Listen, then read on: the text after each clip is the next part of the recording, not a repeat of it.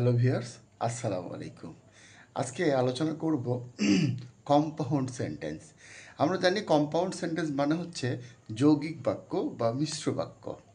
এই কম্পাউন্ড সেন্টেন্সে দুটি ক্লজ থাকবে, তবে ক্লজ দুটি অবশ্যই স্বাধীন হতে হবে। উভয় ক্লজটি স্বাধীন হবে, আর এই উভয় ক্লজকে স্বাধীন করার জন্য একটা কনজাংশন আমরা ব্যবহার করতে পারি। এই কনজাংশনটির নাম হচ্ছে coordinating conjunction.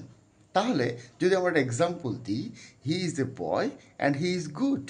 He is a boy and he is good. তাহলে এই যে অ্যান্ডটা হচ্ছে কোঅর্ডিনেটিং কনজাংশন, এবং এই কোঅর্ডিনেটিং কনজাংশন দুটি ক্লজকে যুক্ত করে এটা একটা কম্পাউন্ড সেন্টেন্স হয়েছে।